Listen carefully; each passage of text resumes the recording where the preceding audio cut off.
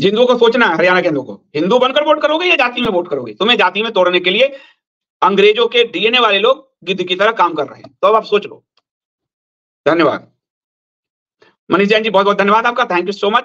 और ये आप लोगों का हौसला है जिसके कारण अभी तक जितने विश्लेषण हैं चुनाव आदि पे भी वो लगभग सटीक बैठते हैं, क्योंकि एक तो पत्रकारिता का हमारा प्रशिक्षण है, 2002 से ही कर रहा हूं। धीरे धीरे इन पार्टियों की गिद्ध दृष्टि जो हिंदू समाज पे, उसको अच्छे से समझ गया हूं।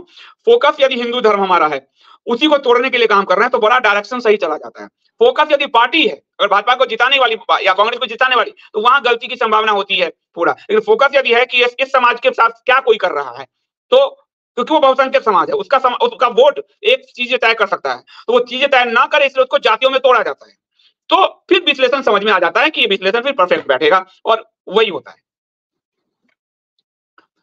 परिवर्तन जी, आपको बहुत बहुत धन्यवाद, आप परिवर्तन लाए, थैंक यू सो मच एक मेंबर बनने के लिए, बहुत बहुत धन्यवाद। कमलेश राजपूत जी, बहुत बहुत धन्यवाद। एकम सनातन भारत दल विजयी भव, थैंक यू सो मच, बहुत बहुत धन्यवाद आपका, बहुत बहुत धन्यवाद।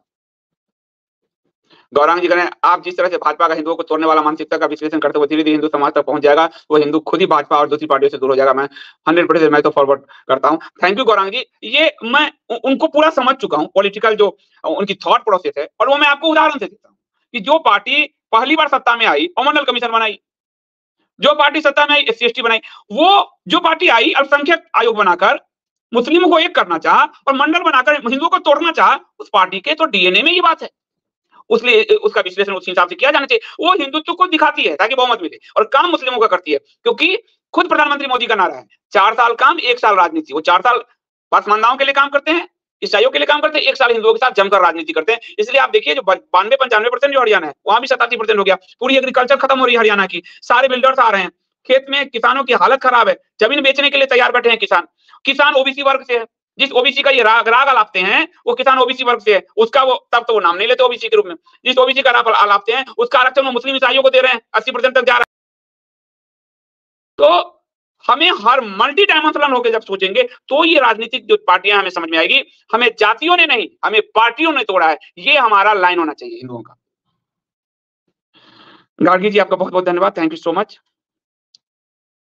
श्री राम जी, कंप्यूटर धन्यवाद। संजीव जी, इलेक्ट्रल बॉन्ड पर नजर रखिएगा, वही भाजपा की दूसरी नस है, छोड़ना बिल्कुल नहीं छोड़ेंगे। कल रात से भी दिया है मैंने आपको। आप देखिए, भाजपा का सबसे बड़ा भ्रष्टाचार अमित शाह कर रहे हैं। मोदी जी 13 साल मुख्यमंत्री रहे, 10 साल प्रधानमंत्री रहे, कोई 25 पैसे का आरोप नहीं लगा सकता। इलेक्ट्रल बॉन्ड भारत का सबसे बड़ा घोटाला है, लोकतंत्र को बंधक बनाने का। सुप्रीम कोर्ट ने असंवैधानिक कहा, आरोप नहीं लगा रहे हैं, सुप्रीम कोर्ट ने असंवैधानिक कहा। इसको छुपाने के लिए आप हरीश साल्वे जैसे लॉयर हायर करते हो। ये तो आप सुप्रीम कोर्ट ने कहा, क्या चाहिए आपको? सुप्रीम कोर्ट से आपने 2G स्पेक्ट्रम के सारे दागियों को, भ्रष्टाचारियों को बचाया। 18 के 18 अभियुक्त बड़ी हुए। शरद पवार के भतीजे जैसे भ्रष्टाचारी को आप लाए हो। अरे आप भ्रष्टाचार में ऊपर से नीचे तक धसे हुए हो, क्या बात कर रहे हो भाई? धन्यवाद ललित जी। एकम सनातन भारत जिंदाबाद जिंदाबाद। बीजेपी ने यह जानते हुए भी किसी चीज लागू कर दिया कि उससे मुसलमान वोट नहीं देंगे, इसके जवाब में तो बीजेपी को वोट देना ही पड़ेगा।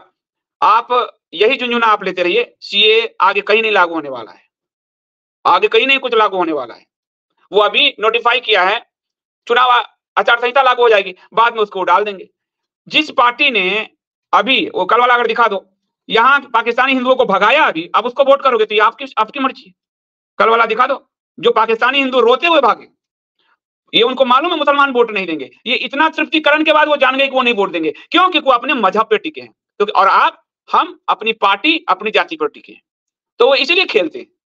जिस पार्टी ने 1800 हिंदुओं को अभी पाकिस्तान भेज दिया, उसको वोट देना यानी उस हिंदुओं के पीड़ा में नमक छिड़कने के बराबर है मेरी नजर में।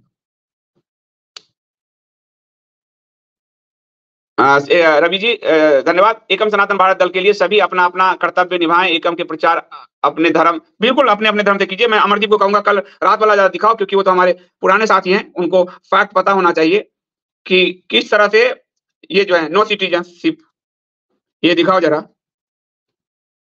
हम नाटक पे जाएं या हम काम पे जाएं, अब आपको तय कर लो। आप लोग अगर नाटक पे करना है तो पार्टी है, काम करना है तो जो पिंक रेवोल्यूशन गौ हत्या में सहयोगी बनना है तो वोट करिए भाजपा को।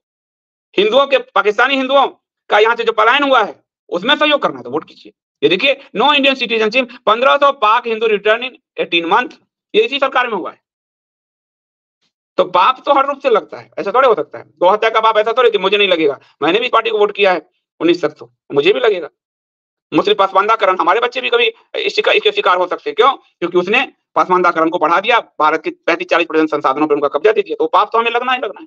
मैं तो अपने पाप से बचने का काम कर रहा हूँ।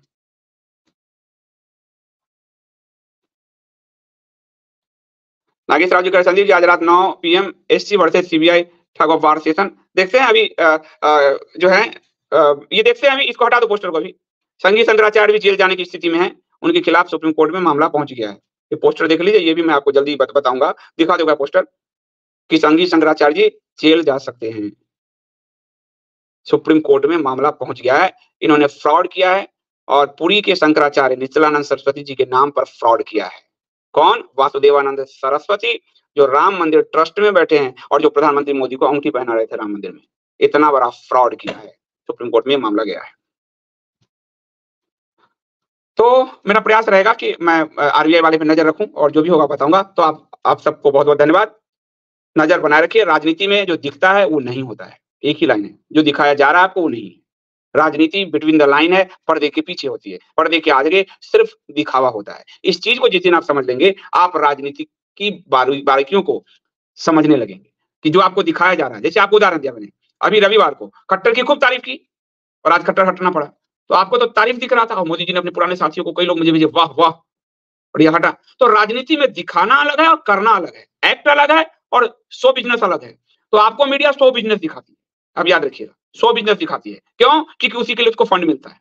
पर राजनीति का एक्ट अलग है, इसलिए उसकी बिटवीन द लाइन्स पकड़ना होता है। तो जो दिख रहा है आपको चारों तरफ पढ़ के अखबारों में और इसमें, वो ज्यादातर झूठे हैं, फर्जी हैं। इस बात को आप समझ लीजिए, राजनीति यही है। मैं 2002 से पत्रकारिता कर रहा हूं और पॉलिटिकल रिपोर्टिंग जम के किया है, हर पार्टी को कवर किया है, जम के किया है। मैं जानता हूं कि राजनीति क्या है, उसकी रिपोर्टिंग कैसे होती है। तो आप सबका बहुत बहुत धन्यवाद। एसबीआई पे आप सबको भी अगर सूचना मिले तो मुझे पर्सनल टेलीग्राम पे डालते रहिए, बाकी मेरी नजर रहेगी। अभी के लिए इतना ही, बहुत बहुत धन्यवाद। जय श्री राम।